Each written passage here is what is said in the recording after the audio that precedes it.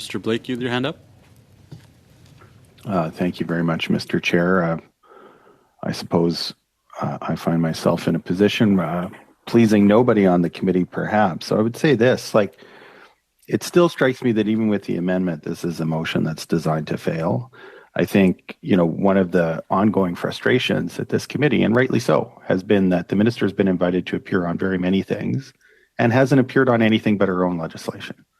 That's the crux of the matter. And there's been a lot of issues that go beyond the scope of the minister's legislation that this committee has wanted to examine and has wanted to interview the minister in respect of, both to glean more insight into the government's approach to these matters and also to appropriately challenge the government on the response to a number of things. I mean, that is the job, after all, of the parliamentary committee. But I think when you have a long-standing issue running up, at least a year and a half now of a minister not responding to invitations, to say whether it's 7 days or 14 days turnaround, that we're realistically expecting her to suddenly change her longstanding position of snubbing committee invitations, I just don't think is very realistic.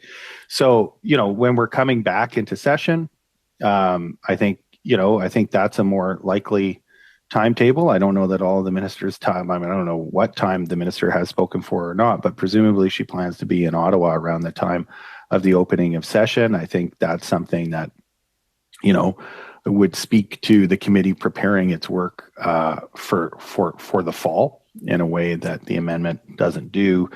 And I would say, but I guess I'm just I share the exasperation of other opposition members with the minister not being willing to come and talk about inflation and interest rates, except in the context of her own legislation. But I have to ask, the definition of insanity is to do the same thing over and over and over again. So this play of trying to, issue new invitations to the minister hasn't been effective. And what could be effective is for the committee to spend even half the time that we've spent over the last 2 years talking about ministerial invitations, talking about the issues that we all say we want to talk to the minister about, and talking to other people in Canadian society who are experts, whether those are economists or whether those are advocates or whatever, in the housing space, in the grocery space. As Mr. Redekop mentioned, more and more the folks who are running food banks around Canada are becoming experts on the economy and really have their finger on the pulse of what's going on and what's wrong with the current state of affairs. Those are people that are also worth hearing about, and so are hearing from, I should say. And so, the minister can come anytime she wants. I think that's pretty clear. The issue isn't whether the committee's issued enough invitations. The issue is whether the minister is going to come. And I think our time would be better used. If we want to issue another invitation for when we come back in the fall, well, fine.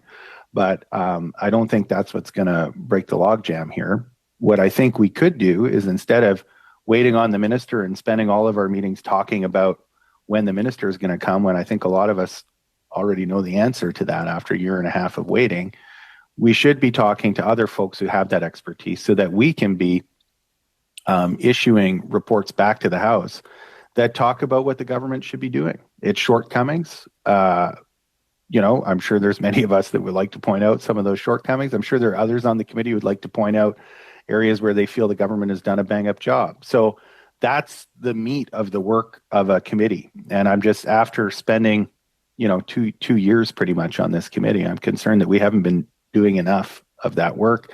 We've been waiting for a minister who isn't coming except when it's her legislation. And I think it's time that we start building, what I'm hearing from opposition members is that they want to put pressure on the government to act otherwise. I think it's time for us to be coming up with some real recommendations as a committee for what government ought to be doing that it's not, or things that it is doing that it shouldn't be doing.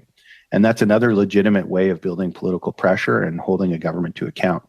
I think spending more time talking about the length of time a minister is going to appear, or setting deadlines we know are not going to get met, like a 14-day turnaround on an invitation when there's been invitations open for 18 months that she hasn't taken us up on, or as Mr. Chambers pointed out, in some cases hasn't even responded to in the affirmative or the negative.